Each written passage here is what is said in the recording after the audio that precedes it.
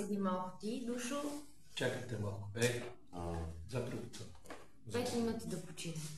После ще можем ли да го стартираме? Ще го стартираш. Давай да си го пустиня, да го нагласа и аз. Така, тук сме си наши момчета, ще ли да помогнем на Мартин, на някой, на бачица, да ги направим преференция, да имаме хора от село там. Някой има ли претенции?